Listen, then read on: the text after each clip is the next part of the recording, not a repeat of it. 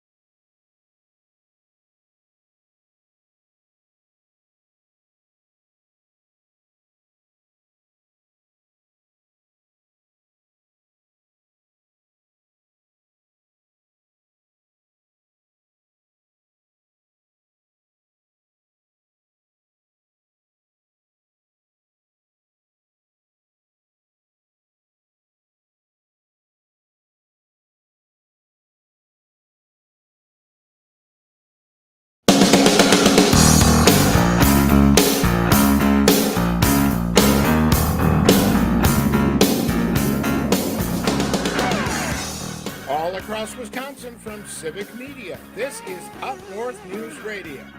Now, live from our Lake Wissota studio, here's the founding editor of Up North News, Pat Brightlow. Well, hey there, Wisconsin. Good morning. Nice to have you here at 6:06 on this Tuesday, July 2nd, 2024. Another beautiful day to have you here up north. Live from Lake Wissota, from wherever you're listening, across the Civic Media Radio Network, through the app, through social media, or by podcast. I got a question for you. If you're competing with dozens of others for a big contract and you need to show off Wisconsin's public and private sector potential for high-tech manufacturing, who do you call? The answer appears to be Tammy Baldwin, as we will explain in a big announcement that was made last night that's going to lead to the creation of tens of thousands of jobs in the state. So we'll have that story coming up in just a bit. Busy day, busy show that we've got planned here for you to talk about on this Tuesday. Along the way, if you'd like to join us, our phone number is 855-75-CIVIC, 855-75-CIVIC. You can call it or text it. You can use the Civic Media app as well. We will, of course, be talking about the U.S. Supreme Court ruling giving Donald Trump immunity that a president had not enjoyed before. Just think of it as Nixon's revenge because of Nixon's old line that, when the president does it, it's not illegal. It made no sense for 50 years, but now it's the law. After a whole lot of people unhappy that their president was resigning, worked for decades on the messaging, the media, the donors, and packing the courts to get us where we are with yesterday's decision. We'll also talk to Bryce Luchterhand. He's a dairy farmer in the Clark County area. We talked to him about a year ago about efforts to help a handful of Ukrainian refugees escape the war there and come to Wisconsin. Ukraine being a very ag-heavy nation, much like the state of Wisconsin is, and so it would appear to be a natural fit. So we'll check in with Bryce Luchterhand. Normally we would talk to Hans Breitenmoser alongside him, but I'll tell you in a second here why he's got to skip things today. It starts by telling you it's raining almost everywhere in Wisconsin right now, except for west central Wisconsin, kind of the bow of a long curvy storm front that stretches all the way from, Superior all the way to Prairie du Chien and just carves a big old swath throughout pretty much all of the state. It is 59 here on Lake Wissota. It is 56 in Hayward. Park Falls is at 55. Wausau 55 as well. Green Bay 61. La Crosse 62. Wisconsin Rapids 56.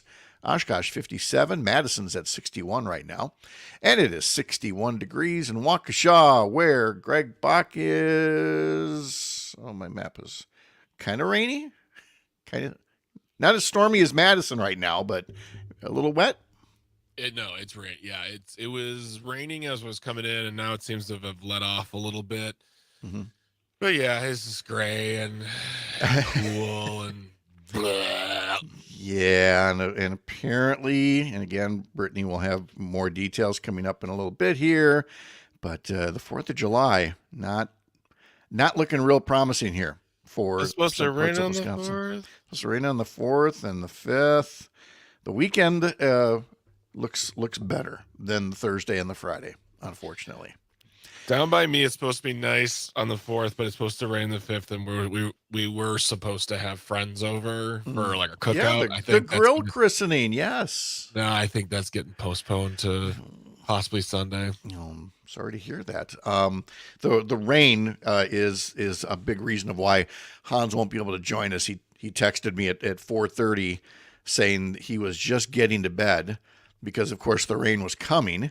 And plenty of farms still hadn't gotten their first crop of hay off.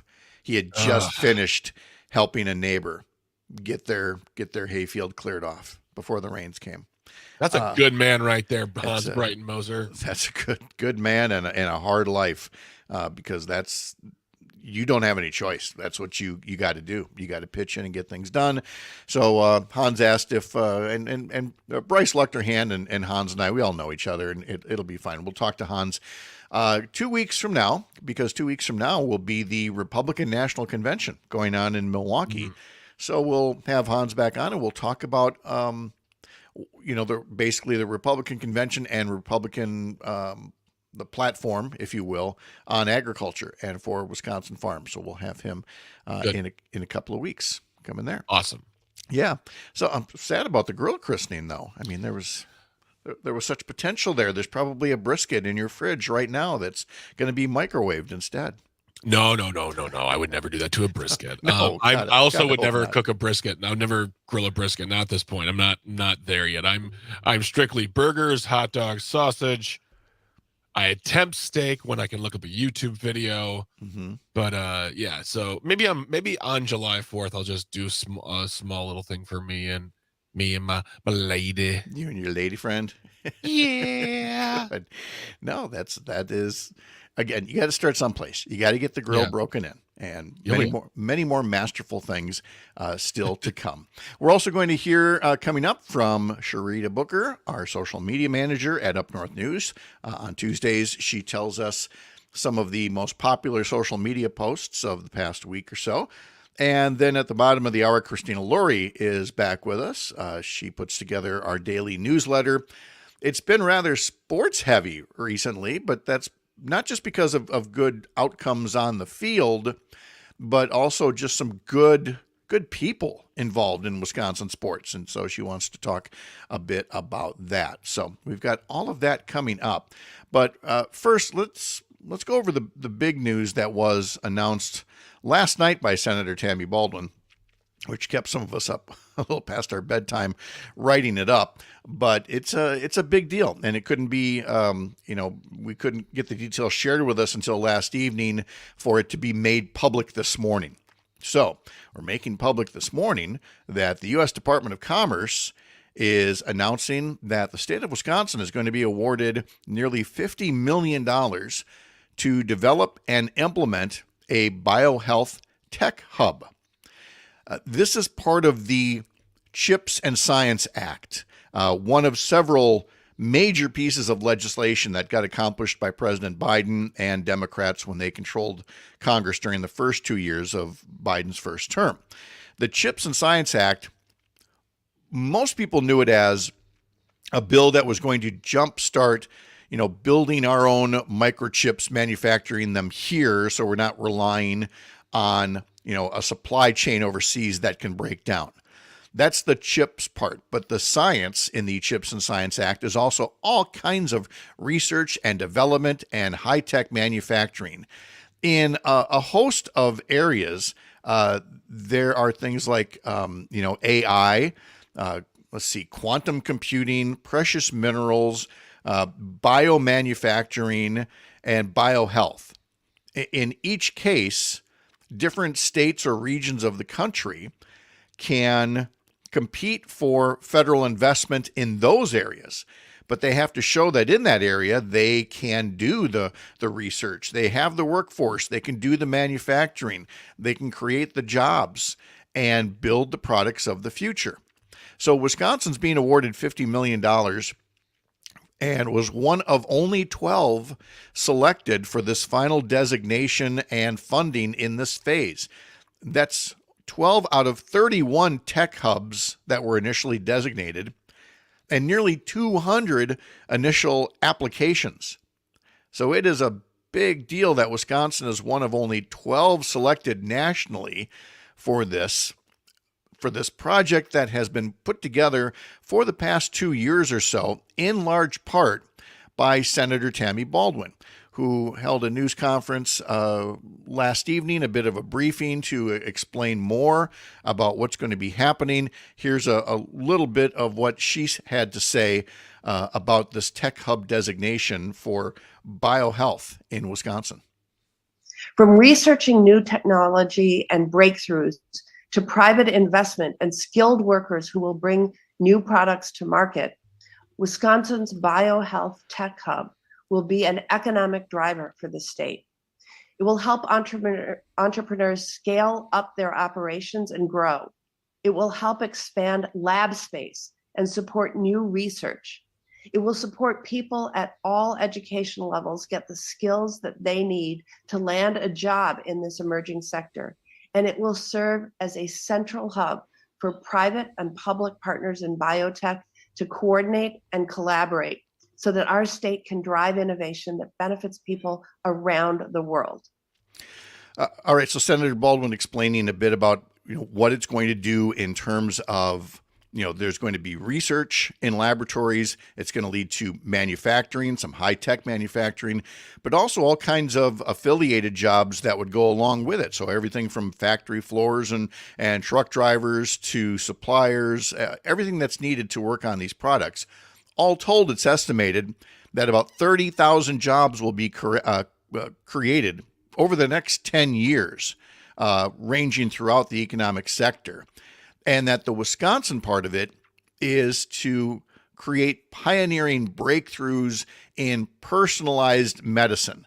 And we had Missy Hughes from the Wisconsin Economic Development Corporation on sometime back. And so after the break, we're going to play what she had to say. She really explains it very well. What personalized medicine is going to be in the future and how the genetics and the genomic sequencing and the high-end manufacturing of treatment is going to play a role. So stick around for more of that, about the designation of Wisconsin getting to be a biohealth tech hub and receiving big funding for creating a lot of jobs in the state over the next several years. First at 6:18, just a quick rundown of sports because, the Brewers were in the Rockies. Brewers are in the Rockies where the air is thin, and the game went back and forth, the slugfest all the way through. It finally went to 10 innings, and the Rockies were able to get a well-placed single to get the win 8-7.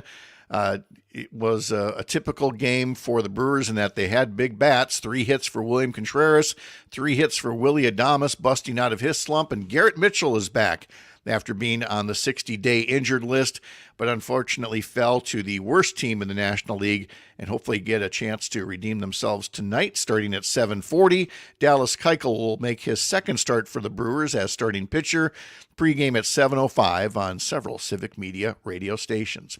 Wherever you're listening across Wisconsin on this Tuesday morning, when you're here, you're up north, live from Lake Wissota on the Civic Media Radio Network. I'm Pat Kreitlow.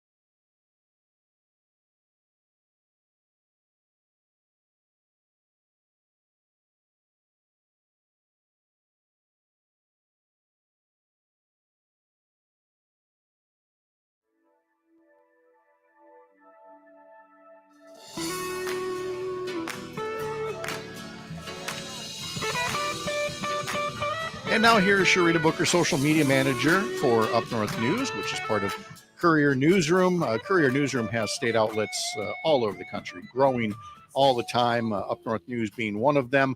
We're a separate entity from Civic Media, but we always want to express our thanks for being able to partner with them for this weekday morning radio show. But you can find the work that we do at Up North News at upnorthnewswi.com, or more likely on your favorite social media platform, where the work that we all do runs through a pipeline that gets to Sharita here, and then she puts those stories out on social media. Sharita, good morning. How are you? Good, Pat. How are you? Very good, thanks. As we head into, well, we're in the middle of the year now. And so it means that while we're in the midst of summer, we're not that far away from thinking about football. And that would include, whether our new quarterback, our new Packers starting quarterback, is going to be sticking around, or if he's so good, we're going to lose him to, early contract woes. What have you been posting about that? The Packers are reportedly finalizing a 4-year contract extension that would make Jordan Love the second highest paid quarterback in the NFL after just one season. That post had almost 400 likes, and people had lots to say. Packers fans seem to be a bit weary. James said, "Packer fan here, and I love Jordan Love. Having said that, it's way too early. Give him another season at least." And Andrew said, "Would like to keep him around, but these salaries are getting out of hand." The thing to always keep in mind for these salaries is it's not, it's an insane number, Sharita. It just is. Whether Joe Burrow is tops on the list at 55 million a year. So Jordan Love is rumored to be somewhere between that and Jared Goff's $53 million a year. These are insane numbers, but you have to put the numbers in the context of how much money is out there in the league for these contracts. And that part of it is out of our control, between the TV rights and the advertising and everything. That's the money pot that's out there. And you've got to decide whether you're going to invest it in a young quarterback or not.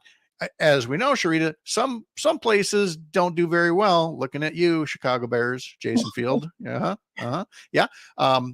But again, if you take away the comments about the dollar amount itself, it's clear people still want this to work out well for Jordan Love.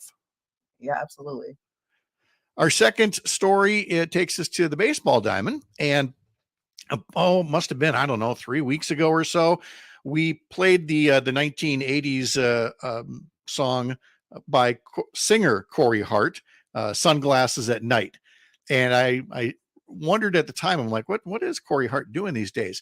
Well, it turns out we found out with a post that Sharita helped put up a couple of weeks back. So what is Corey Hart up to now? So now he has his own Wisconsin-made moonshine called Ballpark Shine. And the moonshine is made with Central Standard Craft Distillery vodka. And I'd also like to share, shamefully, that the last time I went to a Brewer game was when he was still playing. So it's been years. We have got to get you to a game, it appears. Yeah. Yes. Corey Hart was a fan favorite, 154 home runs, more than 500 ribbies during his 9 seasons with the Brewers, which, let's see, he left the team after 2013. So yeah, Sharita, it's been a little while. I feel like it took me to look at this post and realize that, geez, I think I say every year that I want to go tailgate and I never do. Yeah, we got to work on that. So he goes from the diamond to the distillery, and that is a post with photos that come from Central Standard Craft Distillery. If you want to get the latest from Corey Hart, the baseball player. All right, finally another favorite. We do. It seems like 4, maybe 5 stories a year. We mention Al Johnson's famous goats. And the reason you see all those posts is people love it. It's unusual. It is one of the highlights, they tell me, from Door County. And so we did a post recently that got a lot of engagement on that, Sharita. Yeah, so if you don't know about this, they have goats on the rooftop, actual goats on the rooftop of this restaurant, Al Johnson's and Sister Bay. And it all started as a prank gift, which turned permanent. So if you want to check it out, you can do that from May through October. And that post had almost 3,000 likes, which is crazy. And according to the comments, the Swedish pancakes should be your go-to meal if you visit. And Mark said, cover your coffee if you're drinking it outside. That makes sense. For folks that aren't aware, the roof on this building is a sod roof. So it all started with a prank. There was a pig up there one year, a raccoon. And then one year there was a goat, and it ended up becoming a semi-permanent part on there of seeing the goats in tourist season, but they're only up there if the weather is comfortable. Otherwise, they live at a farm a few miles down the road. And one of these days, I'm going to get up to Door County and see that. So I appreciate the advice about covering up your coffee. just in case you know. So, all right, Sharita Booker, our social media manager here at Up North News. Sharita, thank you very much. Enjoy the holiday weekend. Thanks, Pat. You too. And now getting back at 626 to what we were talking about with the new designation of a biohealth tech hub in Wisconsin. A $50 million investment is about to be made by the federal government for job creation, enhancing private and public partnerships, research and development and manufacturing. And a lot of the focus is on when we say biohealth tech hub. What is all this research going to do? What is this precision manufacturing that we're talking about? Well, we had Missy Hughes, who heads the Wisconsin Economic Development Corporation, on a few months back when the tech hub was looking more as a real possibility, even a likelihood here in Wisconsin. And in this clip, she tells us how it makes it easier for doctors and patients in the future to work on new methods and new devices when it comes to prevention and testing and treatment and monitoring of diseases. This investment in the Badger State is projected to create. We have folks working on what we're calling personalized medicine. And so it's this idea that when you go into your doctor, you get treatment that is exactly personalized to what you're experiencing. So imagine that you have a cancer tumor. In Wisconsin, we're developing not only genomic sequencing for how to treat that cancer, we're taking all the data that we know all around the world, and we're putting that data into what's the best treatment for that cancer. And then we're developing the advanced manufacturing to build the radiography and the machinery, the CAT scans, the MRIs that are going to treat that cancer. And so what we're seeing is all the way from the classroom and the labs at our universities to the hospital rooms, the potential to really change the game when it comes to your healthcare. Again, this is just going to be a game changer for healthcare and for basically national investment in science. When folks look back at Joe Biden's presidency, a lot of folks think they're going to talk about, well, the pandemic coming out of it, maybe the bipartisan infrastructure law. But I think a longer range view is going to look at the CHIPS and Science Act and these tech hubs around the country as being perhaps the biggest investment of all in improving our quality of life and health here in Wisconsin. All right, I would love to spend maybe a little more time talking about the reaction to what the Supreme Court did in essentially saying, well, when the president does it, it's not a crime. But we'll save that for a little bit later on in the program. As you can imagine, a lot of reaction to an astounding ruling. But first, we're going to have the uplift with Christina Laurie coming up after this. You're Up North.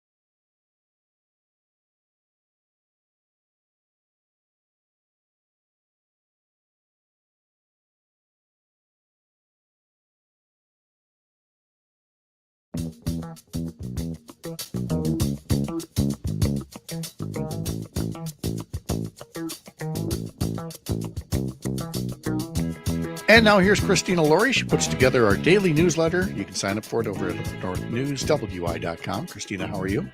I'm great. How are you, Pat? Good, thanks. And just to clarify for the record again, that while this radio show starts at 6 a.m.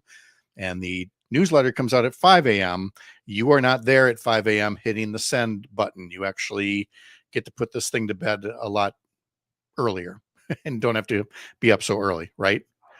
Yes, but otherwise people envision you like from 2 to 4 a.m. You're just writing like crazy at your desk.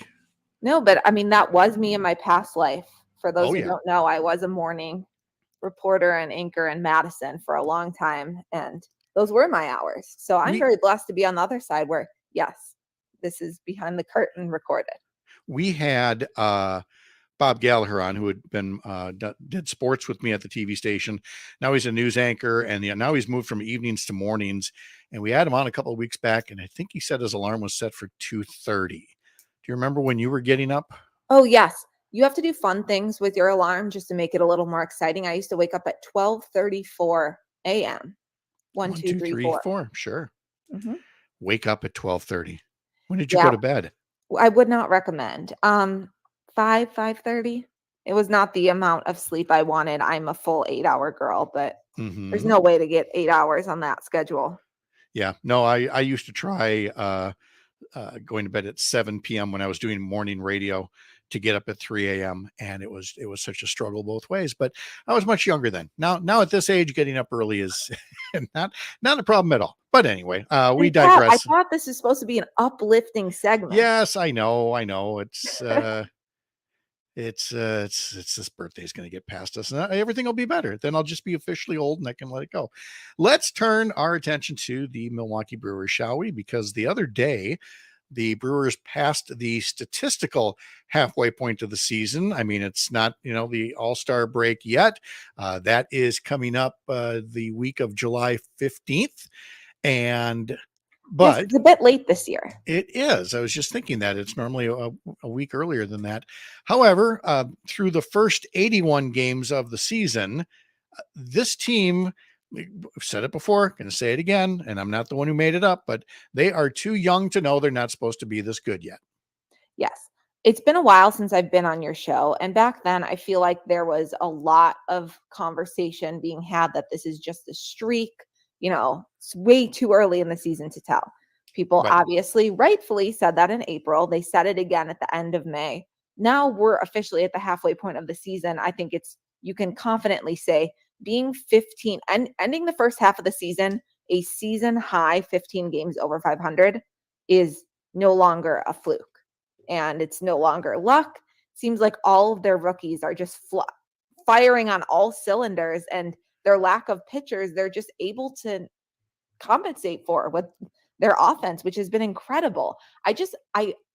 We have to talk. I've been itching to talk about this with someone, and you're the perfect person, Pat. Last week, the Brewers, within a span of 5 games, hit 3 grand slams. 3 grand slams. And then Jackson Chourio, a rookie alone, when they were on their road trip to California, he hit what most people were thinking. All of the Brewers beat reporters, they said that it should have been an in the park homer, but it was eventually ruled a double and an error. But he did make it around all 4 bases. Yes, what we call the Little League home run. Yes, yeah. In 14 seconds. Mm-hmm. And then I think he must have been mad that was not on his record as an official in the Parker. So he did it again last week at home in front of the home crowd, hit a real inside the park home run with no error called, no challenge made. It was very clear when he dove into home that he was safe. And it's things like that just make Brewers baseball so exciting to watch this season. Well, and given that Jackson Chourio was the hot prospect that everybody had been watching, and we've been to this movie before. Garrett Mitchell is the most recent example, who is still working his way up through the minors, recovering from injuries here. So between the prospect Jackson Chourio and then the people who were not expected to be team leaders like pitcher Jared Koenig, and then some of the people who've come in along the way as the season, after the season got underway. It is just a feel good story that has been, building crowds at American Family Field and keeping people engaged. And these players, they don't always I'm glad Jackson Churio turned out great, but at the beginning of the season, people were comparing him, like hoping he could live up to Jackson Holiday. Mhm. And Jackson Holiday is pretty absent from the conversation this season. He is, and that's the whole beauty of doing these prospects. And it doesn't matter if you're talking, baseball, if you're talking the NBA draft or the NFL draft. You can draft all you want, but it comes when it's time for it to really count. That's the thing. That's where you either are making money or you're not. And for a team that's got Jackson Churio to be 20-5 in the 25 home games before the halfway point of the season, tells me that they've been doing something right. Absolutely. And then the rookies obviously have been very exciting to watch, but the glue of the team and just Mr. Consistent. You rarely even see him in the game recaps just because he's just so consistently good. Christian Yelich, he hit a really big milestone last week. That's also worth a mention. I hesitate to say, like, some clubs, clubs in quotation marks like this, it seems like it's LeBron stats where they're just like throwing out random numbers. And if you play long enough, you hit them. But this is actually a pretty cool club. So he's officially a member of the 200 homers, 200 steals, 300 doubles club, which he was the 49th member. So haven't even had, 50 members yet. There's only four other active players that are part of it. Jose Altuve, former Brewer, Andrew McCutchen, Jose Ramirez, and Mike Trout, and then Christian Yelich, of course. But it's also important to note that 34 out of those 49 members are in the Hall of Fame. So, and Jose Ramirez was the only one who like Yelly, had all three of those milestones happen in the same season. And like you said, it's the consistency that you get from, some of the other now veterans on the team. And it's weird for me to say like Willie Adames is a veteran, but he is, he's no longer the new fresh face. He is, very much a solid foundational member of the ball club. And it's that mix of, of experience and youth that, you got to combine it with the great coaching as well. We've talked about Pat Murphy. Like, we maybe should have went with this guy instead of Craig Counsell a lot earlier. It's great to see someone like Murphy succeed. I've honestly never watched post-game press conferences. I think I'm scarred a little bit by working in local news. Like, when I hear press conference, I immediately want to flip away because they're usually very boring. His post-game press conferences are just so honest and genuine, and they're worth watching if you haven't already. He a lot of times invites his sons that sit on either side of him. They're little boys. They're under 10. Pat, he just has a remarkable story in and of itself. He has older kids as well. He was married, and now he's remarried to someone that he dated 40 years ago. And they drifted apart and got back together. It's a beautiful story. That's why he has those two younger boys with him. And he really treats his players like family. In 2 conferences last week, after Hoskins hit his grand slam because he had been slumping, and then after Terang had a really good game, they asked Pat Murphy like his reaction, and he started tearing up both times. That's how much he's in it with these players, and it's just so cool to see. I know I've mentioned this before, and this is not a good season to say this, so I'm just being very brave, but I grew up a White Sox fan, and they are having the world's worst season, so that's why it's super fun to watch the Brewers. But this Brewers team reminds me a lot of our 2005 World Series champion team because it's a lot of younger guys. We actually had former Brewer. I believe he finished second rookie of the year before, Scott Posednik. He was still very young at the beginning of his career. He was our leadoff hitter, and he was just kind of the glue that got everything going, a lot like Terang does when he bats first in the lineup. And it's just so fun to see these young guys get their shot and they make their plays. And even if they're down 4-0 in the game, you know that a grand slam is not out of reach because they've done it 3 times in the past 5 games. Look what this state has done to you. I Look at know. what the teams have done to you. When you started here at Up North News, you weren't seeing a lot of sports stories in there. And if you did, there were the ones like we had one last week on some of the more unusual food you can find at American Family Field. But between Giannis with the Bucks and the Badgers, the volleyball team and all the other teams, we've won your heart. We've won your heart. Here's what it is, Pat. Being from Illinois, the main, obviously, most people who are from Illinois are Bears fans. So we were just kind of taught from a young age to hate Packers fans. Mm-hmm. And a lot of the Packers fans that are in Illinois, they seem disingenuous. It's like they don't have any ties to Wisconsin. And Packers fans that are listening to this, you don't want to claim them.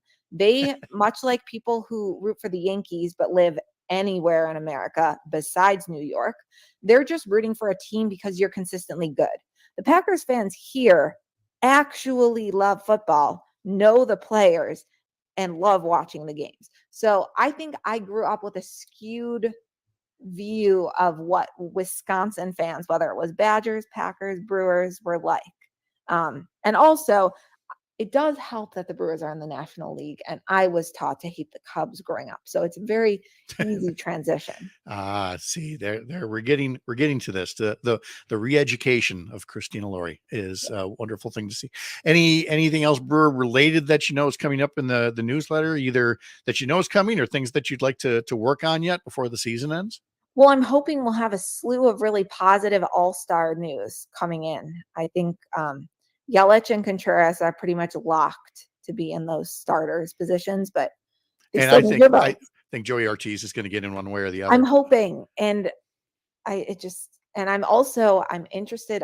We're kind of like on trade watch. I'm wondering who they're going to move around. It seems like they're going to need some more pitchers, and then also I'm hoping maybe we can grab Crochet from the White Sox.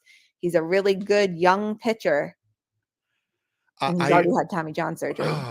Look, you said trade, and I'm thinking of the trade deadline, and I right away went into the Brewers version of PTSD, which was losing Josh Hader. And in the beginning, it seemed like we got nothing out of it. And yet the Brewers, and I don't have the list right in front of me, but it wasn't just the players we got directly, but then trading some of those players for other players has actually done all right. And it's been a good lesson in much like the draft, don't react too quickly to these kinds of moves that are made. Some things take time to develop. And you know what happens when you Google who did the Brewers get for the Josh Hader trade? The number one headline is from Sports Illustrated saying, this is from 2024 January of this year. A look back, the Padres easily won the Josh Hader trade. I'm not sure that they would be writing that. They would not be writing that right July. now. No, not after some of the other transactions that have happened since then. So that is why we have all of these good Brewer stories. And I promise you, if baseball's not your thing, not only does Christina have all the other great features around Wisconsin, places and food and people, and of course the latest news and all of that, but if baseball's not your thing, the Jordan Love feel-good stories about the Packers, they're not that far away. Training camp is opening soon. No, and congratulations to the newly engaged Jordan Love. That was the big news of the week. Nothing but the uplifting news here from Christina Laurie, puts together our newsletter. Sign up for it at UpNorthNews.wi.com. Just click newsletter in that top banner. Christina, thank you so much. Great talking with you guys. I was looking at hang on, there we go. Push the right button. I was looking at the Sports Illustrated headline that Christina was talking about on the Josh Hader trade. Yeah. And let's see if I can find the one. From January, this past January. I look back. The Padres easily won the Josh Hader trade. That was Sports Illustrated in January. Here's Sports Illustrated in May. The Padres Josh Hader trade is already looking bad 2 years later. Sports Illustrated. Never change, guys. Today's history lesson is on the way next. You're Up North.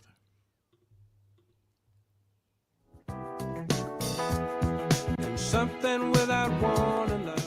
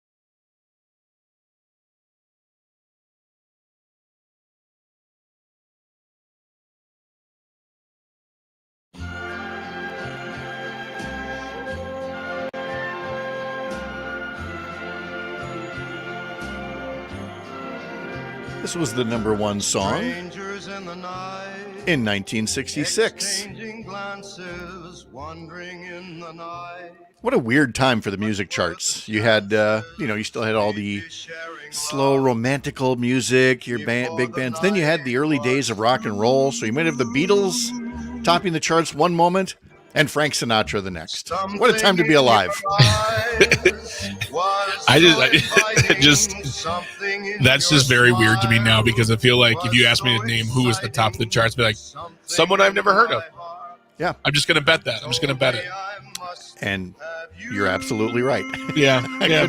Good and good on them, and Yep. good for their fans. Yep. It's just that we can't play most of it on the radio these days. Strangers in the Night, number one song this day in 1966. It would later win the Oscar for Best Song Used in a Movie.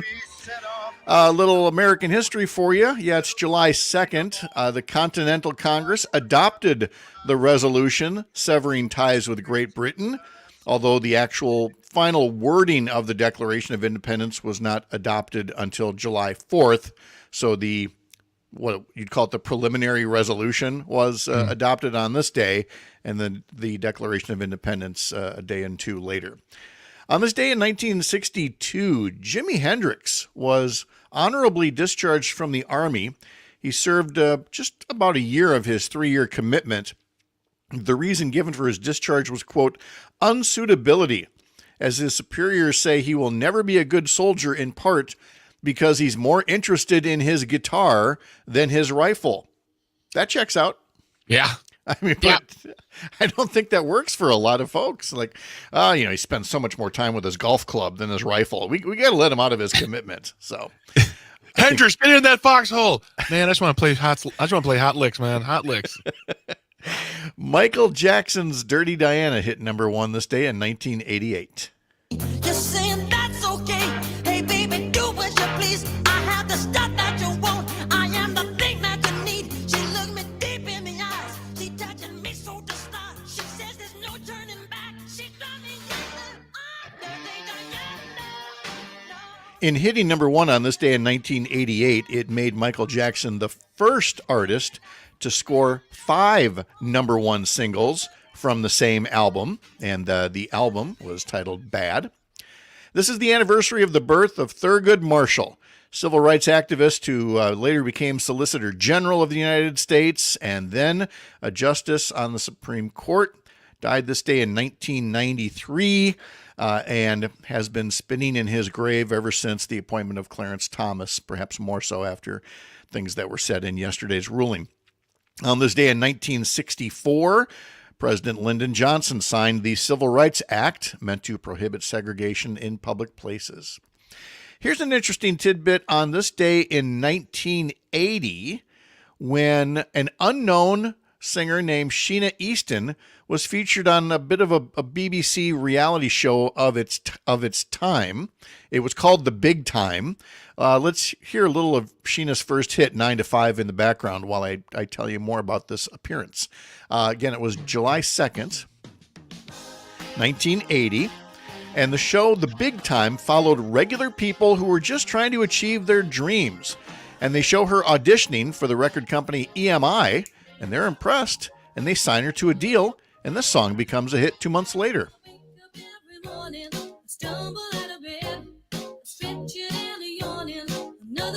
I haven't been a DJ for a long time, but even I'm impressed that I hit the post on that one. I mean, let's roll that tape back. I just want to do that again. That was fun.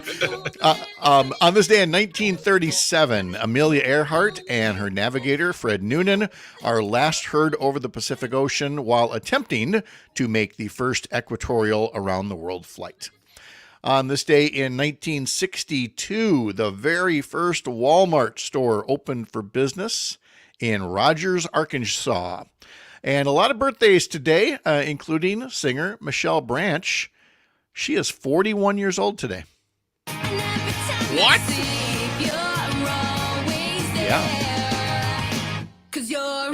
I know. I didn't feel very good. I know.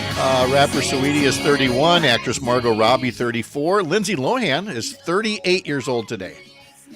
I remember when she was the child star that was just going to take over everything. Such talent. Yep. And like so many child stars, no, not so much. Former Milwaukee Brewer Niger Morgan is 44 today. And comedian Larry David is 77. I missed some of the National Day calendar stuff from yesterday when it was the first of the month. But I figure even though it's the second of the month, I can tell you this is still Lasagna Awareness Month. Which kills me. Why did you put awareness in there? It's one thing to have it be National Lasagna Month. Why did they call it National Lasagna Awareness Month, Greg? Pat, just want to let you know, every day this month, I'm doing one thing and one thing only. Just staying aware of lasagna. Because you never know it'll sneak up on you and just be like, eat the entire pan. And you're like, what am I, Garfield?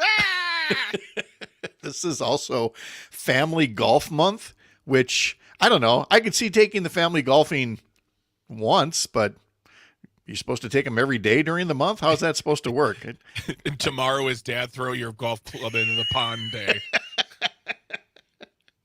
This is National Transplant Week. This is World Sports Journalist Day. But interestingly enough, again, all these weird coincidences, today is also World UFO Day.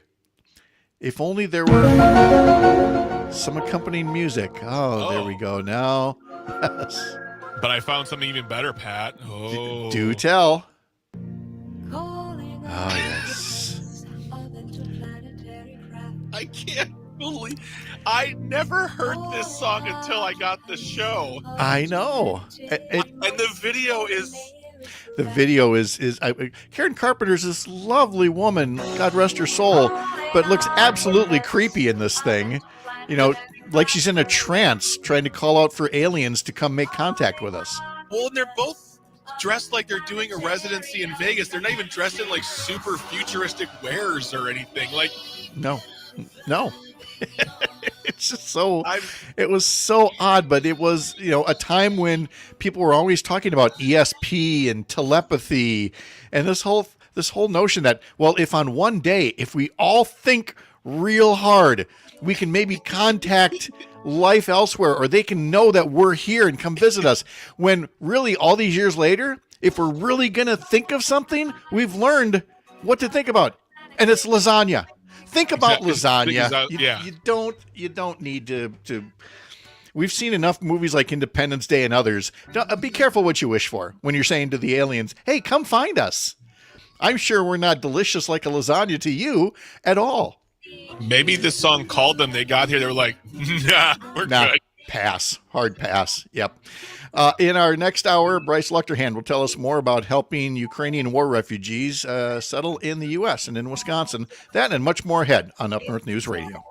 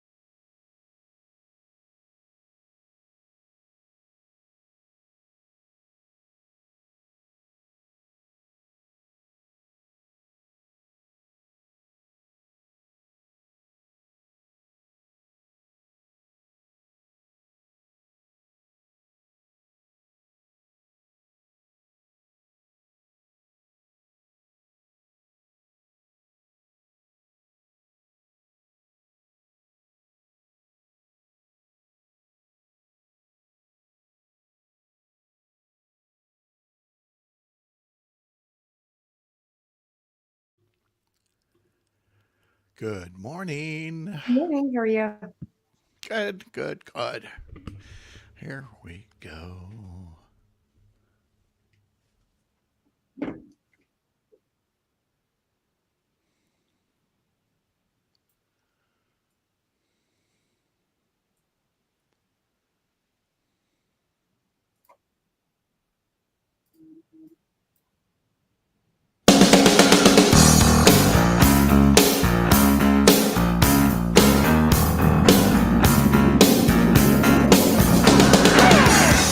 All across Wisconsin from Civic Media, this is Up North News Radio. Now, live from our Lake Minnesota studio, here's the founding editor of Up North News, Pat Brightlow. Good morning and welcome back to Up North News Radio, unabashedly Wisconsin, and brought to you by Courier Newsroom and carried by our friends on the Civic Media Radio Network. Live from Chippewa Falls, I'm Pat Kreitlow at 7:06, and nice to have you here on a Tuesday morning, July 2nd.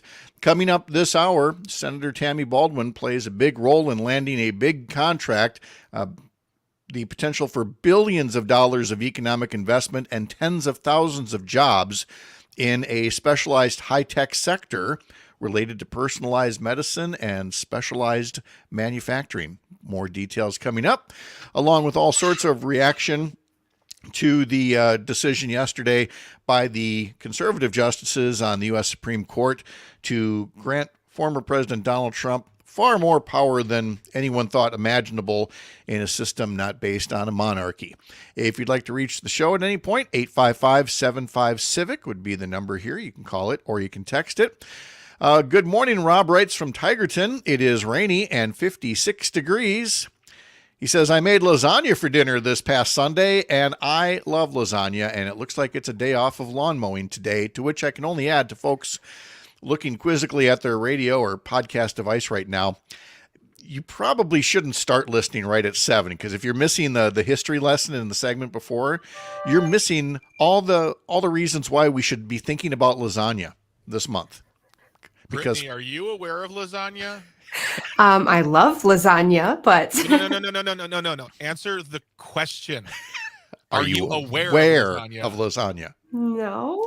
I think you are. It's lasagna awareness. We don't know why they put awareness in there. It's not lasagna month. It's National Lasagna Awareness Month. It really is. Seriously, really- they put that in there. Yes. Yeah. Okay, Every year, tens of millions of people are affected by lasagna.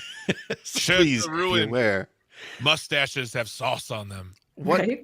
What if Stomachs it's a are typo? satisfied. What if it's a typo and it's supposed to be beware of lasagna month? I know. Stranger things have happened. Let's see. The radar still shows that there are only a few spots in western Wisconsin that are not getting rained upon at this moment. That is at one big system of rain and thunderstorms in part, Brittany, moving through the area. And I fear, just based on peeking ahead, this is somewhat of a harbinger for parts of our upcoming long holiday weekend. Yes, it is. So this slow moving system here is, of course, bringing that rain and is piling up down into the southern parts of the state, pretty much from the southwest corner through the Fox Valley. They've already picked up nearly 1/2 inch to 3/4 of an inch. So as this slowly moves through the southwestern areas, it is going to kind of wind down this afternoon. We will get a dry break for all of us at some point. But then, right around 3 o'clock or so, more showers and storms do fire up.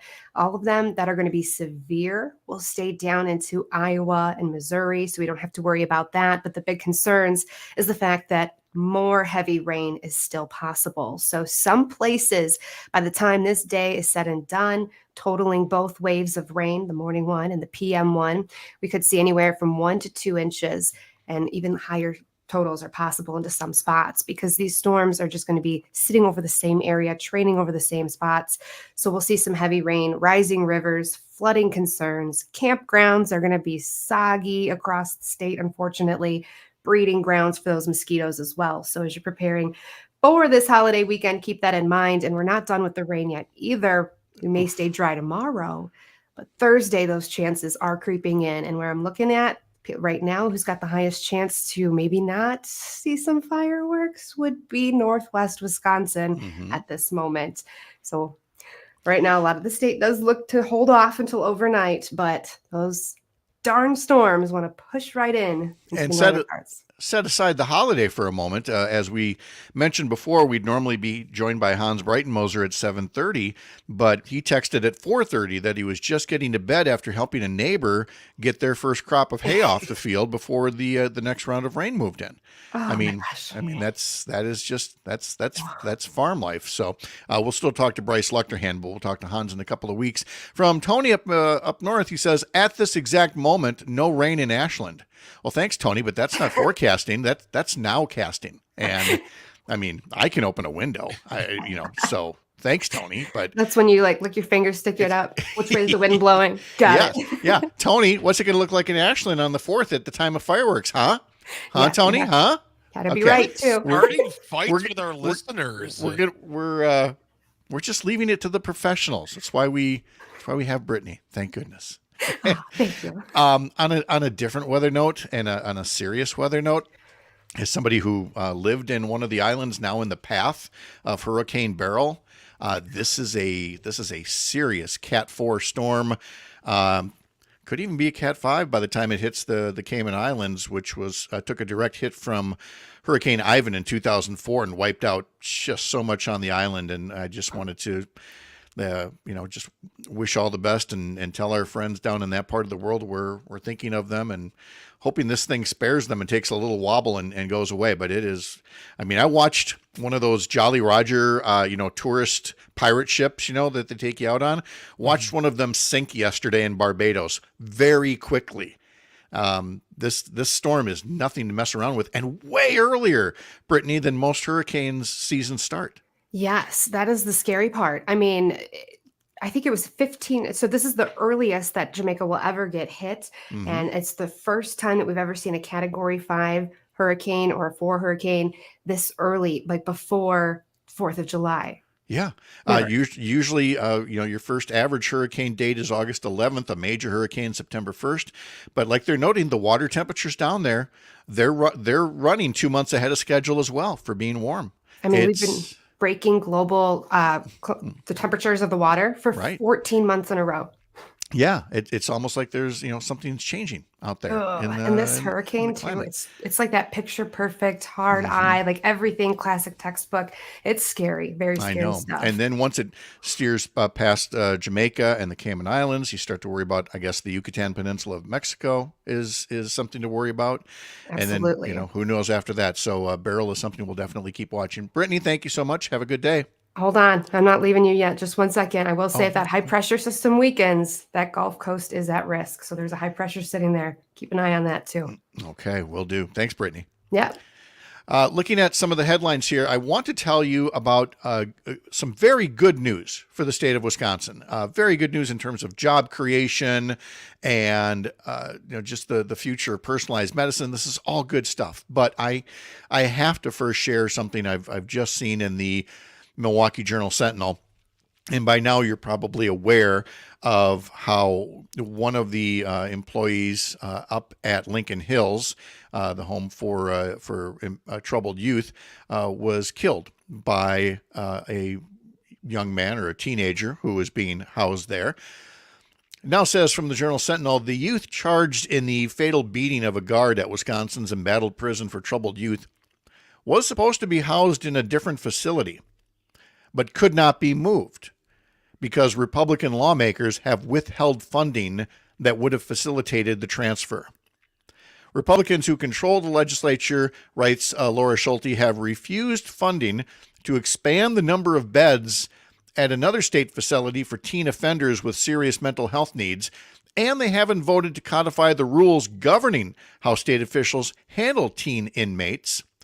The inaction has pushed off a plan written 6 years ago to close Lincoln Hills School for Boys that was supported by the same Republican lawmakers who are now holding up the execution of that plan. These are the same Republican legislators who have held up PFAS cleanup money for nearly a full year. They've allowed water to remain contaminated in Wisconsin, holding up that money. They're holding up $15 million for Chippewa Valley healthcare needs. They're holding up $50 million to improve literacy and reading programs in Wisconsin schools, and they have held up the funding that would have improved conditions at Lincoln Hills, and now somebody there is dead as a result. And all because of petty games that they continue to want to play with Governor Tony Evers, rather than doing their job. Let's turn to some good news now. And the news is very good, as first shared by Senator Tammy Baldwin. And the United States Department of Commerce confirms that it is awarding the state of Wisconsin nearly $50 million to grow the state's personalized medicine and biohealth sector. It's going to advance research. It's going to create jobs. It's going to boost American competitiveness in a cutting-edge industry. This is all part of the CHIPS and Science Act, which a lot of folks know as being used to improve semiconductor manufacturing in the country. But it's also got all kinds of investment in high tech and science, ways that, again, will keep the state from being hampered by supply chain problems with foreign suppliers and things like that. There will be growth in all kinds of sectors because of the CHIPS and Science Act in things like AI, biomanufacturing, quantum computing, and in Wisconsin, their bid for a tech hub designation for biohealth has now been approved for this phase 2 grant, one of only 12 selected in the country out of around 200 initial applications.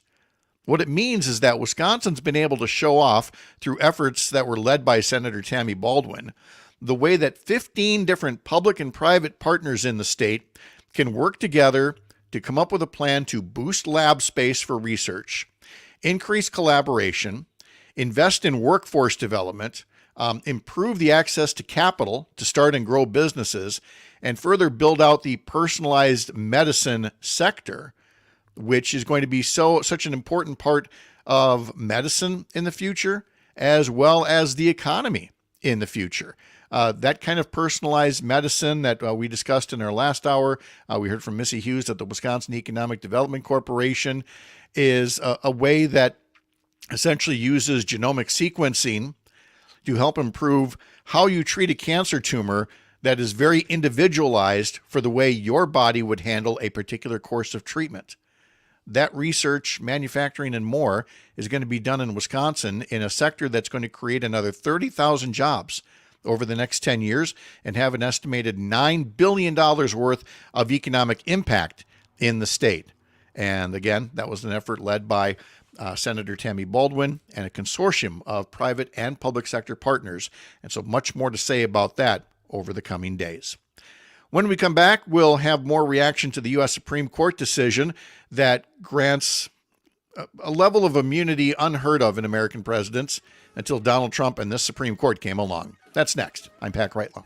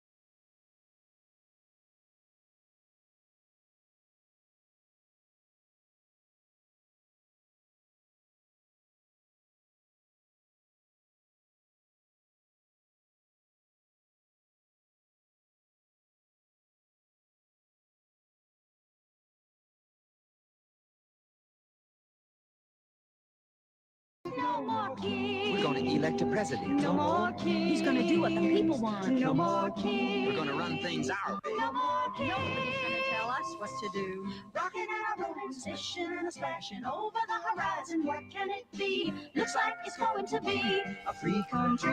Oh, those were the days when Schoolhouse Rock would tell us about not having kings anymore and that no man is above the law in America. And then came Watergate, where a Republican president had the honor of resigning, had the dignity to resign once it was discovered the things that he had done in office.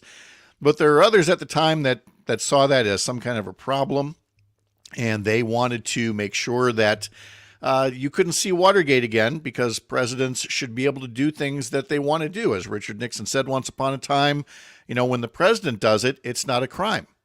And we all laughed about that at the time, but we're not laughing now.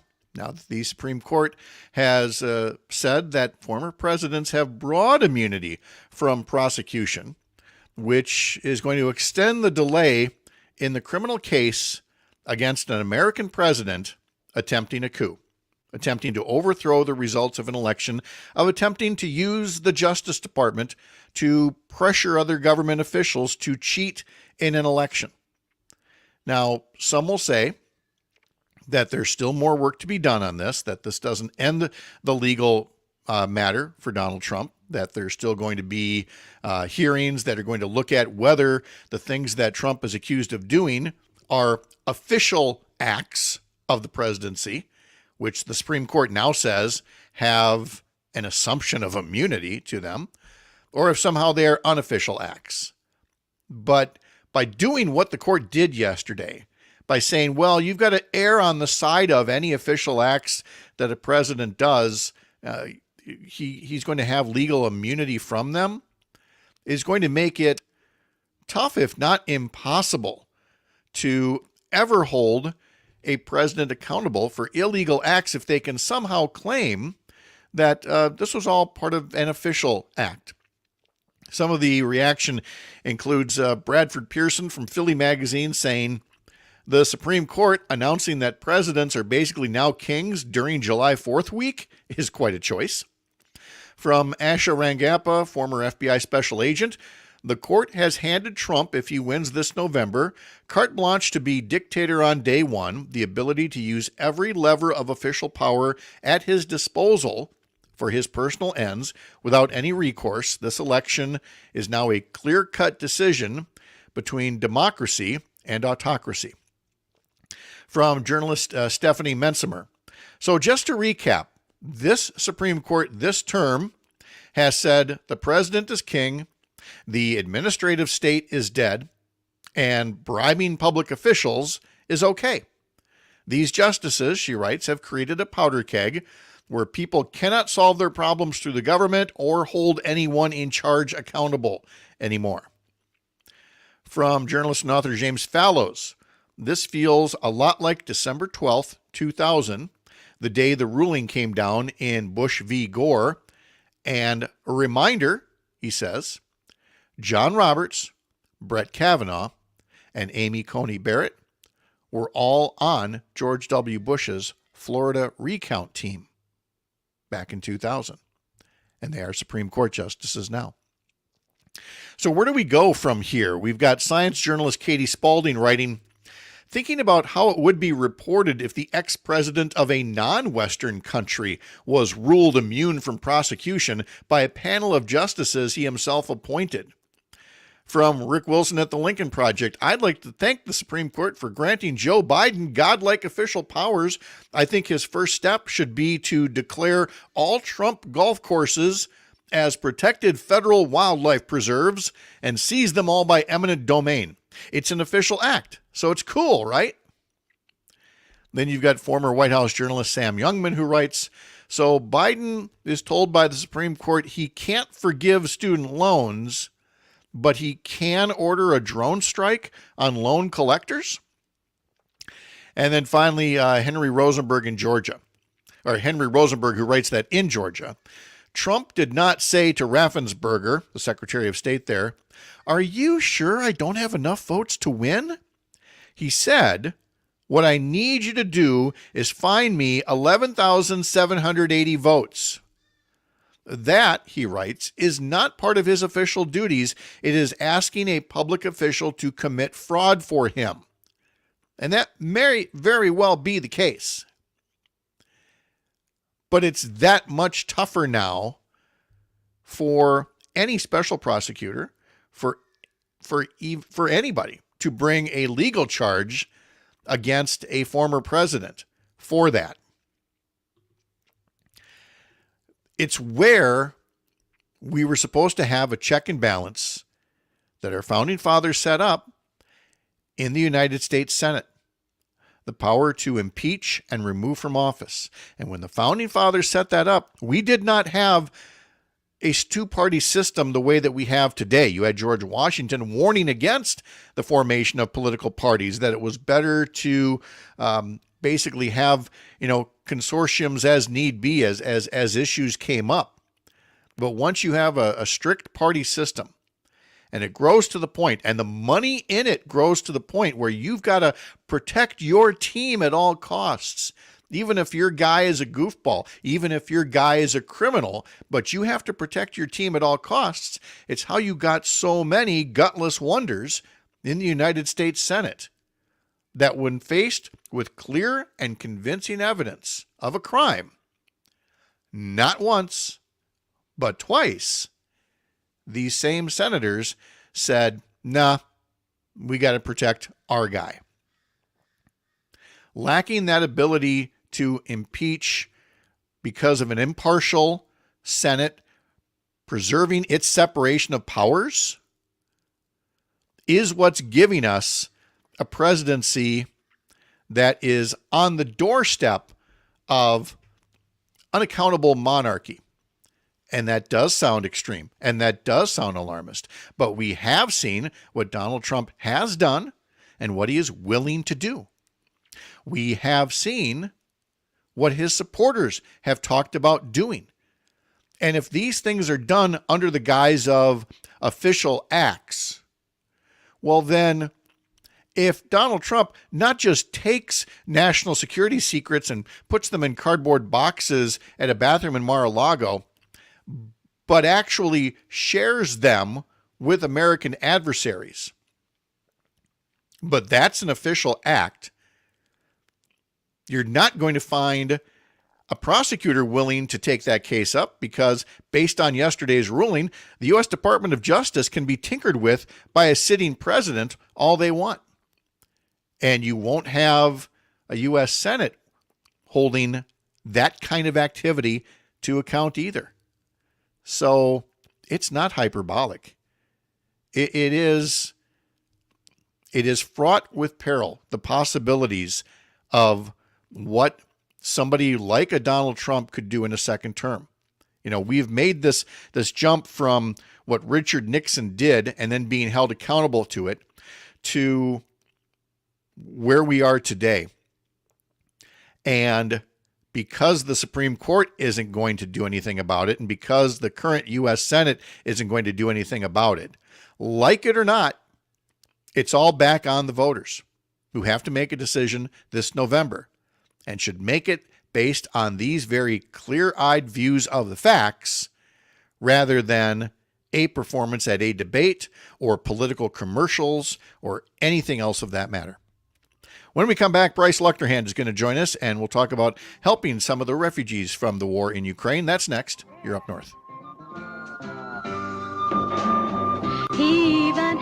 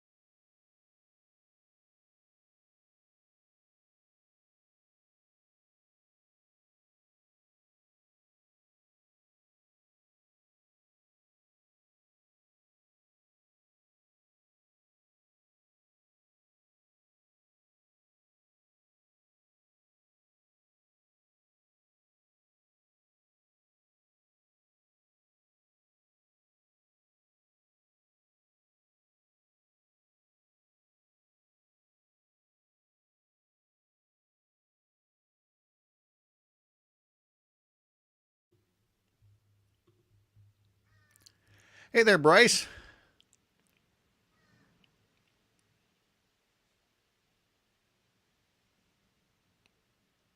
I see you're on mute there, so if you can take yourself off there, then I can hear you. How's that? There we go. How you doing? Doing well, Pat. All right. And you heard about Hans not being able to join us.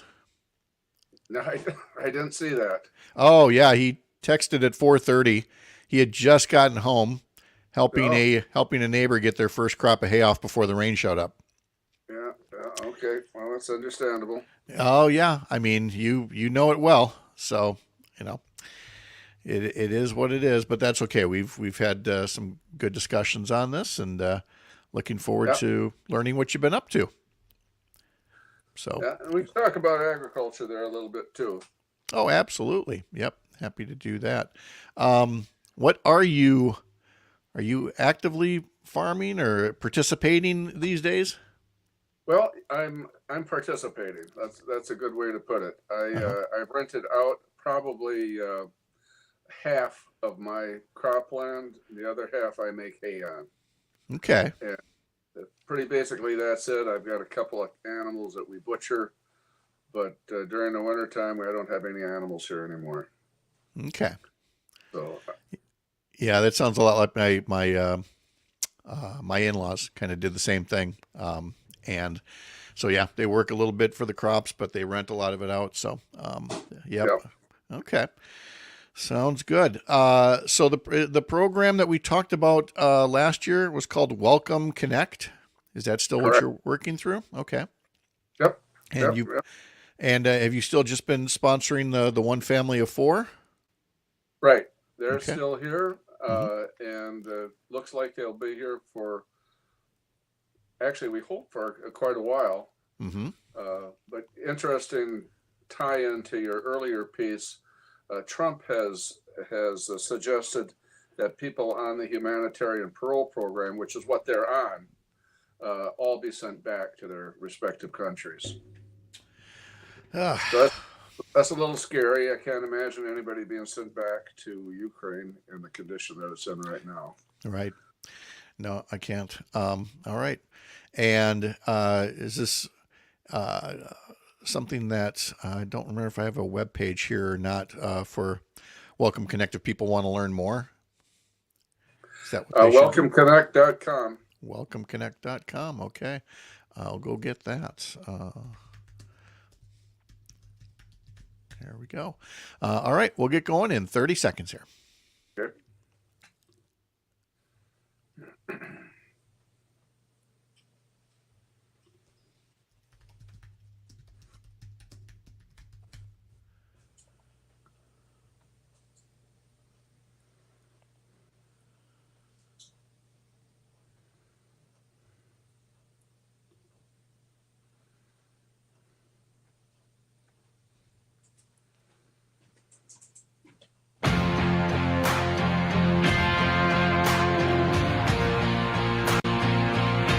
Let your boys be country. Let them keep that red dirt on his boots. All right, this is normally the point where we bring in Hans Breitenmoser and a guest, but if you missed us talking about it earlier, with the rain coming in and everything, Hans was actually up until past 4 a.m. helping a neighbor get their crop of hay off before the rains came, which, you know, our guest, Bryce Luchterhand, is no stranger to. And so, yes, we told Hans absolutely to go get some sleep. Bryce and I can definitely take it from here. Bryce and I have known each other for some time here, going back to his time working with former Governor Jim Doyle as his director of his northern office. He has done so much for former Senator Herb Kohl, for Senator Tammy Baldwin, for former President Clinton, serving on as state director of the Farmers Home Administration and USDA Rural Development, and of course, has done plenty on his own with everything from cattle to bees to fruit trees to maple syrup. And Bryce, I don't have to ask, you know, how old you are, because whatever it is, you're going to look way too young for it, because I'm sure you're still staying active in many of these things. Bryce, good morning. How are you? Good morning, Pat. I am doing well and fortunately, I got my hay in yesterday afternoon, so I didn't have to stay up till 4 a.m. But I can certainly understand the desire to get that stuff done. Oh my gosh, yes. I mean, again, you can only do what you're given to work with, weather-wise. And I'm just pulling up right now last week's USDA crop report, and it said for last week there were only 3.3 days suitable for field work because of wet fields. It's so weird that we were talking drought last year, and now topsoil moisture is less than 50% adequate and a little more than 50% surplus. First cutting of hay is 90% complete, second cutting at 22%. And the hay condition is pretty good. But again, like Hans told us a couple of weeks back, I mean, this and everything else, you are just at the mercy of the weather and when it wants to show up. And I mean, that going in, but that doesn't make it any easier. No, and Pat, it's kind of a good lead in. Hans and I were going to talk about agriculture in Ukraine. Here, we only have to worry about the weather. There, in about 20% of their farmland, prime farmland, they not only have to worry about the weather, they have to worry about landmines, sophisticated landmines that now go off with seismic activity. You don't have to step on them, you just have to step close to them. And they spray fragments for 30 yards in every direction. Combine that with the constant drone above, possible rocket attacks, drone attacks. It is a mess. They feel that they have lost 84,000 pieces of farm equipment in the Ukraine. So now they don't even have the machinery left. It's a disaster. So feel pretty confident even when you can't get out on the field here. At least you're safe. Yeah, you don't have that kind of a hazard that nobody there asked for. Nobody asked for their big neighbor and former conqueror to try to come in and conquer them again. So for those Ukrainians who have been looking to leave, we talked to you February of last year about a program called Welcome Connect that allows potential sponsors and Ukrainians to meet online and participate in the U.S. Immigration Department's Uniting for Ukraine program. At the time, you were starting this by sponsoring a family of 4, a husband and wife, and 2 little boys. So we thought this is a good chance to connect with you and see how things are going with that family and with the program, and how people can learn more. So let's start at the top there. How are things with you and your guests? Well, the family's names are Mikola and Alyssa, are the husband and wife, and Roman is a 6-year-old boy. Now just completed first grade. He was absolutely delighted and proud to come home and show us his certificate, showing that he's going to be in the 2nd grade next year. Dimitro is a 4-year-old cyclone, to be honest with you. And it's really it's kind of challenging. He's everywhere all the time, and of course on the farm that's kind of dangerous. But he's getting the hang of it. So when he sees the machinery, he runs and sits on the porch. But there's been a couple wrinkles in the process. They are here on what's called a humanitarian parole program with the United Ukraine program. Humanitarian parole is a 2-year visa of sorts, but it does not, and it allows the people to come here. They may not leave the United States. They can travel anywhere they want to in the United States. They have a work permit so they can get jobs.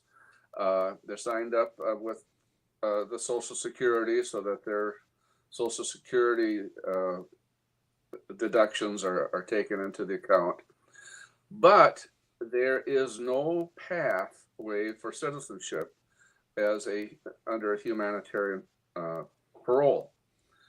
So we're aggressively looking for a way to get these folks an opportunity to become citizens of the United States. They would like very much to have that happen, but the red tape is in the way. So, and humanitarian parole is normally allowed for only 1 2-year period. Now, because of the Ukrainian war, it has now been extended for a second 2-year period. So these folks will now be allowed to stay until April of 25, I believe, 27. But after that, they would need to go back unless something else is done. And incidentally, your earlier piece was talking about past President Trump. He has already indicated that he would like to send everybody that's on the humanitarian parole program back to whatever country that they're coming from. Now we have learned that there's a program called the Temporary Protective Services that can be renewed. That's another 2-year program, and our family ran into a piece of really good luck in that the U.S. government puts out a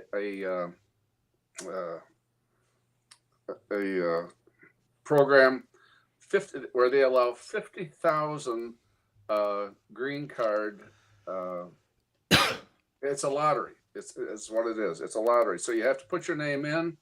If your name gets pulled out as one of those 50,000 every year, you have an opportunity to apply for a green card. And that is, fortunately, Makola's name got drawn. And so as of October, now they're going to be watching every month to see if their number comes up. If their number comes up, then they can submit their application, and hopefully they'll be able to get a green card. If you get a green card, then you can apply for citizenship. It's kind of nerve-wracking, but it's exciting and it's rewarding. And it goes to show again that, look, immigrants, refugees, migrant laborers come in every flavor, every color, every style and shape. And so to have somebody like a Donald Trump painting them with such a broad brush as, well, they're all, criminals are all vermin, they're all poisoning the blood, et cetera, et cetera.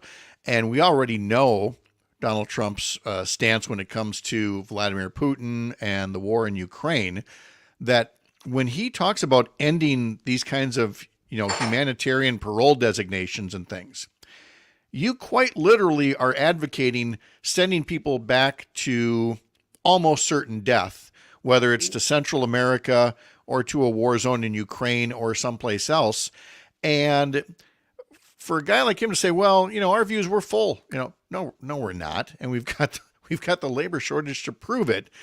You've got all these avenues to fix things, but now we all have to make a decision. Are we going to try to fix some of this red tape, or are we just going to shut it down? And it's got to put you and that family and other people in a very tenuous and uncomfortable position between now and November. Well, of course, the effort between now and November is to make sure that Trump doesn't get reelected. But, it's interesting that the family pays attention, but they don't want to become involved in the political scene at all. They're aggressively pursuing avenues of work. Alyssa is taking courses, has taken courses already to become a nurse, and she'll be very good if that finally comes to fruition. And Makola continues to work as a maintenance guy. Here's a fellow with a master's degree and had been a regional director of an insurance company, is now working in maintenance in a pork factory. It's just it is amazing to see how these people work and the circumstances that they work under. But look at the talent that is in this country in the form of refugees. Just in this area, in Colby area, we have a Chinese family that runs a very profitable, nice little restaurant in Colby. Our farming program here would collapse tomorrow if all of the Mexican immigrants were sent back. And then you have a great example here of a Ukrainian family that is contributing to, first of all, to our social security system, which is going on the rocks, and they'll never get anything out of that. But to the economy as a whole, it's unfathomable to hear Trump talking the way he does. Yeah, and will continue to, and that's where I think it's important to hear other voices, and I'm really glad to hear yours talking all about it.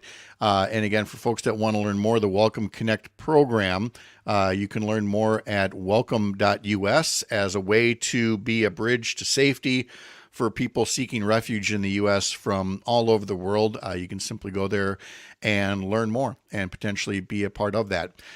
Bryce, I'd be remiss if I didn't ask you to put your Capitol staffer hat back on. We had the news story earlier this morning that tragic death of an employee at Lincoln Hills happened in part because Republicans in the legislature continue to block funding to help resolve problems at Lincoln Hills. You know that they're also blocking money for PFAS contamination, for Chippewa Valley hospitals, for reading and literacy programs. The Doyle administration also had to deal with a Republican majority-led legislature, and yet maybe hindsight isn't 20/20. Maybe it's got rose-colored glasses. It wasn't an easy relationship, but I sure don't recall it being this bad to the point of actual human tragedy. Well, Robin Voss has been getting continuously more strident in the desire to run the government. He can't become governor because nobody would elect him, but he thinks he can do it as the champion in Madison. But fast forward to August, I think it's the 13th, is the primary day, or is the election day. There are two questions on the ballot that address this very same question of who is going to control money coming from the federal government. And those two amendments to our Constitution need to be defeated because it would throw a monkey wrench into the entire process of emergency aid or aid coming to the state through the federal government. It's something that we're going to hit a lot between now and then, and I'm really glad you brought it up as well, of what a sneak attack this would be and how it would hold up even more money designed to help and benefit the state of Wisconsin. Bryce Luchterhand, thank you so much for the update on Welcome Connect, and best of luck with your family and with everybody else there. Take care. My pleasure. Thank you, Pat. All right. Chad Holmes is coming up next. You're Up North. Let 'em go to the woods and the cold. All right, we're clear. Thank you, Bryce. You're more than welcome, Pat. Thank you. It's good to see you again. You take care and let us know if we can do anything else. Absolutely. All right, talk to you later. Yep. Bye.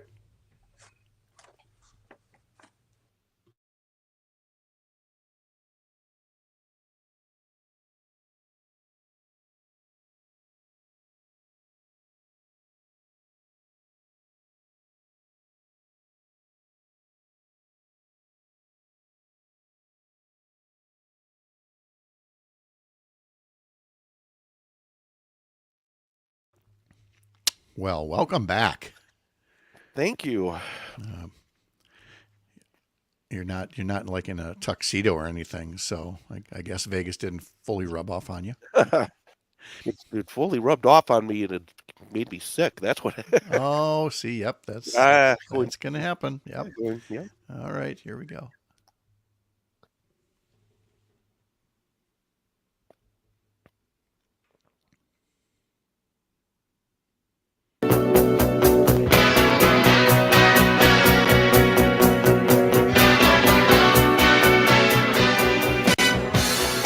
Chad Holmes is here. Chad Holmes is back from his latest poker outing, and we're going to ask him all about that. I don't see him in a tuxedo. I don't see a briefcase full of dollar bills behind him, so I'm guessing it was fun, but maybe not life changing this time around.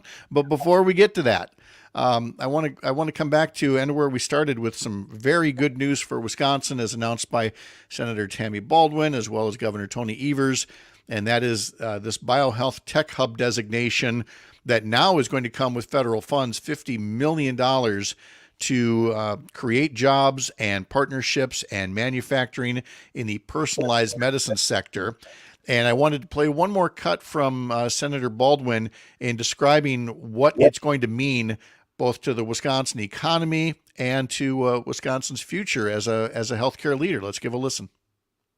This investment in the Badger State is projected to create more than 30,000 jobs and $9 billion of economic development in the first 10 years.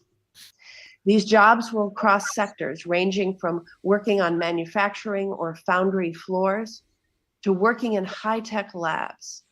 And the breakthroughs that we'll be able to pioneer in personalized medicine and biohealth have the potential to revolutionize healthcare as we know it, helping people get the care they need earlier and faster. I've always said that in Wisconsin, we make things, and we have more iconic items like beer, brats, motorcycles, and cheese, but we also make people's lives better. This investment will move the needle for how we approach and give healthcare, helping people lead healthier lives. This is just something, Chad, where, again, for all the talk about whether a bill is going to pass and then, we kind of forget about it once it's done. The CHIPS and Science Act, as I said earlier, people talk about the American Rescue Plan. They talk about the bipartisan infrastructure law. But this CHIPS and Science Act is going to pay tremendous dividends as an investment in science and an investment in national security. And it's nice to see Wisconsin's going to get a piece of the pie. And it is just fantastic as well to see. Excuse me. Look what Vegas did to you. Holy cow. I know. Going from 108 to 70, 108 to 70. I mean, right. But again, just to see, I've talked about this before. We got a real workhorse senator and got a showhorse senator. And you got Tammy Baldwin, who really knows how to get things done. And unfortunately, you just listed off some significant pieces of legislation that have occurred in the last 4 years that have led to it's not an accident the United States has come out of COVID economically better than many of the other countries around the world. And unfortunately, it doesn't have the shininess that leads people to spend a lot more time talking about it than some of the other issues. And again, when I listen to Tammy Baldwin, who just knows what she's talking about, when I got home, I popped up home and I was watching some TV and I saw a new Eric Hovde spot. Got a bunch of 3 older white guys at the bar complaining about Tammy Baldwin and Joe Biden, and then old Eric comes up with his 4 beers. I agree with these guys. I mean, just silliness. We got somebody who actually does the job so very well. But I'm amazed that commercial's still running. And if only there were a way that Tammy Baldwin or somebody else could always be the commercial after that to say, those 3 regular guys at the bar, those are senior officers at his company. He couldn't even find 3 regular guys to have a beer with to grouse about the economy. But that's the kind of campaign Eric Hovde's running. But let's talk about the kind of trip that you were having as a person who, Greg, were you the one saying to me the whole notion of you're supposed to, when you're with your time off, you're supposed to relax and you're not supposed to be over a handful of cards stressing out whether you're about to win a whole lot of money or not? I may not have said that, but I believe that. When you go on vacation, you vacate, you kick up your feet, and you relax. Yeah, not Chad. Chad basically walks into an air traffic control tower and says, "Hey, could I have a pair of headphones?" No. I do find it relaxing because, as you guys know, I mean, I especially Greg, and I got to tell you real fast. Yesterday, I returned to work, and my producer was off, and he had told me this before I left that he's going to be taking off Monday. So I had to be in the producer's room and run the show and do the show myself. And you talk about air traffic control. My plane never got off the runway. That is stressful. Playing cards, you get away from it. I mean, one thing about casino, you don't know what time it is. You don't know what day it is. That's true. You just keep playing and playing and playing. And I do find it relaxing and fun and getting away from it. I got just one quibble. Yes. The stressor is I'm losing money. That's the stressor. Yeah. I play tournaments. Okay, you pay in, you either win, 85% of the people that play these tournaments don't get anything back. You lose the money that you pay. 15% make money. I played 2 tournaments last week. I made money in one of them because there was 5,100 players and I finished 213th. So I was able to make some money in that tournament. The other tournament I did not finish in the top 15. So in the end, I came up in my gambling pretty even. So I mean, in the end, and also, I do a lot of high school sports.